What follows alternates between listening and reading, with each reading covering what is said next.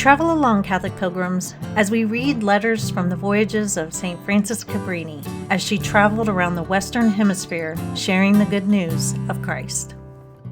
Welcome, Catholic pilgrims, to another day in the Mediterranean Sea with Mother Cabrini. Today in the readings, it is the feast day of St. Frances Xavier.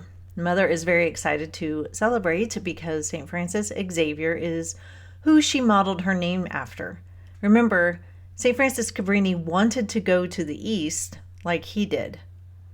St. Frances Xavier was born on April 7th, 1506, so he was born 344 years before Mother Cabrini. He was Spanish, not Italian like her, and he is one of the founders of the Jesuits. He was encouraged to become a priest by St. Ignatius of Loyola. He was sent to India because Portugal was colonizing India, and the Portuguese there were losing their faith or not living up to it, so they needed a missionary. St. Frances Xavier actually went as the Papal Nuncio to India in 1541. And it was not an easy time for him there. He had to deal with government officials that didn't like him being there. He was upset by the poor moral lives of many Catholics that were living in the area. And he had to build a lot of churches, which wasn't easy. He died in China on December 3rd, 1552, after being ill with fever. And he is buried in India.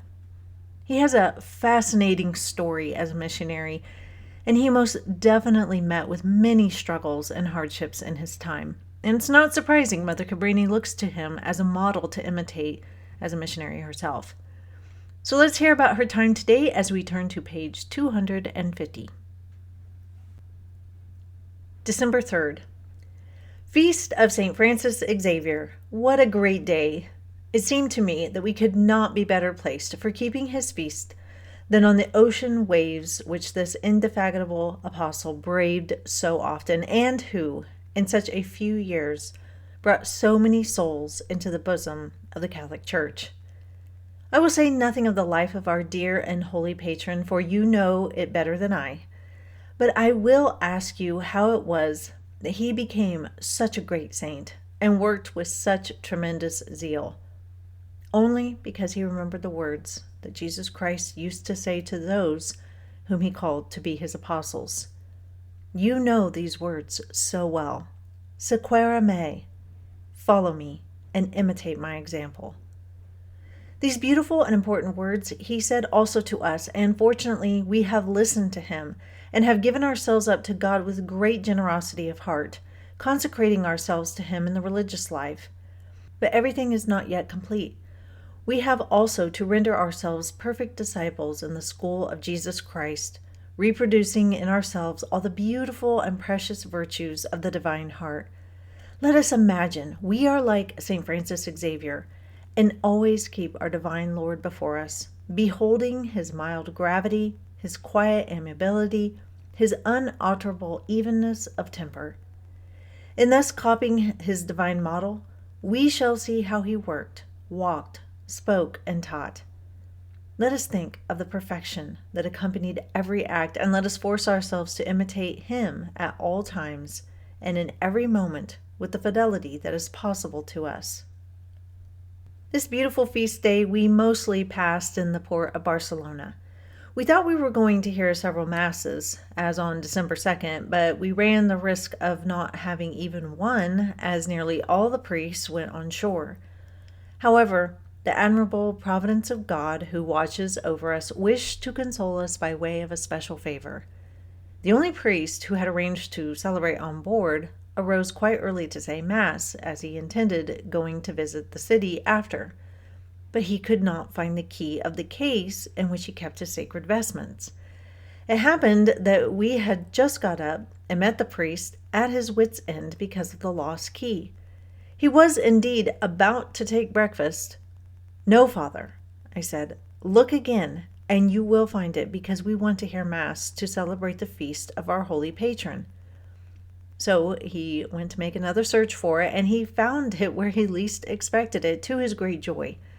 He said Mass at once, and we received Holy Communion, and so completed our preparation of the previous evening.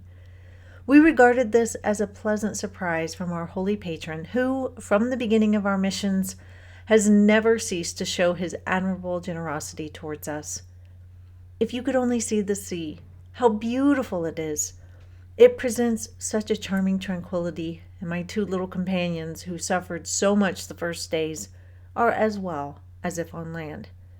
They eat, take walks on deck, work and perform all their acts of devotion as if they were in the convent.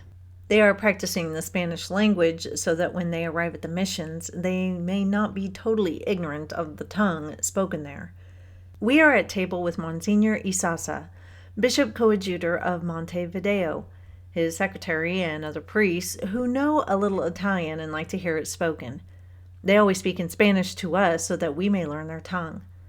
The bishop delights in speaking Italian to us, as he wishes us to enjoy the description he gives of his visits to the various sanctuaries he has recently visited, and this, together with the news of these different countries, affords us a source of great pleasure. Even Bishop Romero always speaks Italian to us and takes care of us like a father. From the beginning of the voyage, he did all in his power to obtain a separate cabin for me, but at the port of Barcelona, a family came on board which had the number of my cabin. I thought then I should have to give it up and adapt myself to the circumstances and go with the sisters. But he, without my knowing it, saw to the matter, and before evening came with the captain to tell me they had given another cabin to the new passengers, and that number 4 cabin would continue mine. Wonderful indeed it was, for a large number of passengers came on board at Barcelona. That'll be it for today, Catholic Pilgrims. We will continue on our voyage tomorrow, but until then, live the faith boldly and travel well.